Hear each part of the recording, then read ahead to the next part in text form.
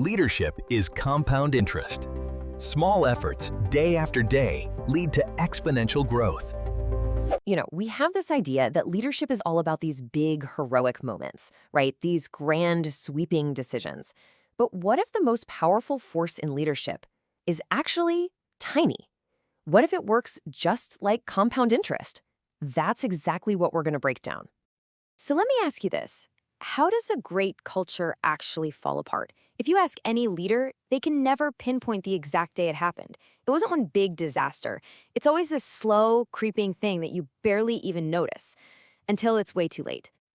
And that's the perfect word for it, isn't it? Erosion. It's that one-on-one you postpone, that small company value that gets ignored just this once, that piece of feedback that you just don't get around to giving. In the moment, these things feel like nothing, but they add up. They start to wear away the very foundation of trust. And this is where it gets really interesting. This idea from Donald Fleming at M360 frames the stakes perfectly. There's no neutral ground here. Every single thing you do as a leader, every small choice is a deposit. The only question is, which account are you putting it in? The one for trust or the one for fatigue? Now, this whole idea isn't just a nice metaphor. It's actually grounded in some pretty solid and, frankly, mind-blowing math. We're always looking for that one big win. But the real power? It's in the tiny, everyday gains. And this just lays it out so clearly. If you let things slip by just 1% a day, accountability drops a tiny bit, standards get a little looser, over a year, your results basically flatline. They go to zero.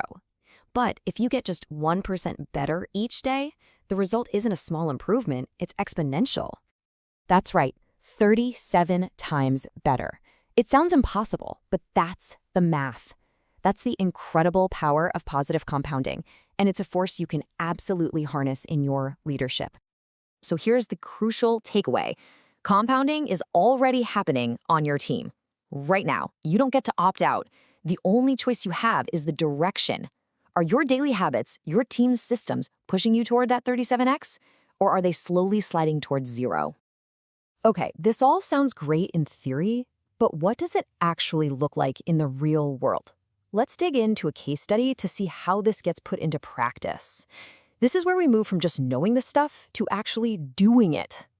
So meet Etienne, a brilliant CEO, but he and his entire management team were just fried, completely burned out. Their days were nothing but a chaotic blur of putting out one fire after another. And the result? You guessed it. Trust was wearing thin, and the team was checking out. Now, you'd think the answer would be some massive, painful reorganization, right? Nope. Instead of blowing everything up, the focus was on something much smaller, installing a few simple, non-negotiable systems.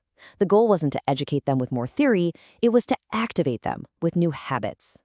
System 1 was all about being intentional. Every single morning, no excuses, leaders took just 10 minutes with a personal planner. It forced them to hit pause on the chaos and consciously decide, okay, who am I going to recognize today? What's that tough conversation I've been putting off? And what chunk of time am I going to fiercely protect for my own deep work? This tiny ritual changes the whole day. System 2 tackled something we all hate, worthless meetings. They used an app that puts the real-time salary cost of the meeting right up on the screen for everyone to see. I mean, talk about a game changer. It makes this invisible cost totally visible, and suddenly everyone in the room is asking, is this conversation really worth thousands of dollars an hour? And the third system was all about consistency.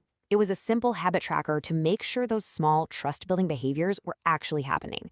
We're talking about things as simple as giving specific praise or, and this is a big one, putting your phone away during one-on-ones. These are the tiny things that compound into massive trust. And finally, they ditched the thing everyone dreads, the annual review. They completely swapped it out for a system of continuous, small, and low-stakes feedback loops. This makes it safe to course correct in the moment instead of saving it all up for one high-pressure judgment day. So what happened? Did it actually work? Well, after just 6 months, the change was obvious. People said their leaders were more present, more consistent. And because of that newfound consistency, you could feel that trust was actively being rebuilt. And look, this isn't just some feel-good story.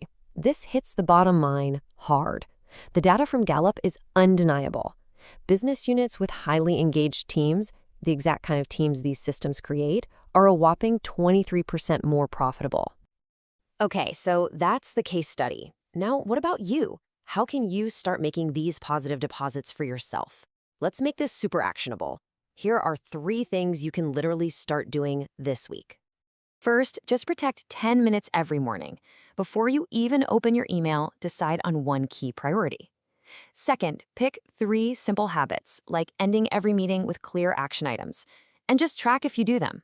Don't judge, just track. And third, pick just one recurring meeting on your calendar.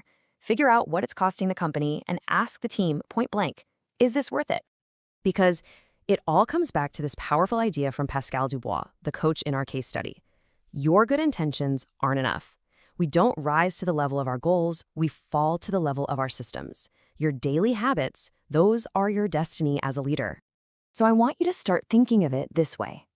Every single time you prepare for a tough conversation, every time you give truly specific praise, every time you protect those 10 minutes, you're making a small, deliberate deposit into your team's shared bank account of trust and clarity.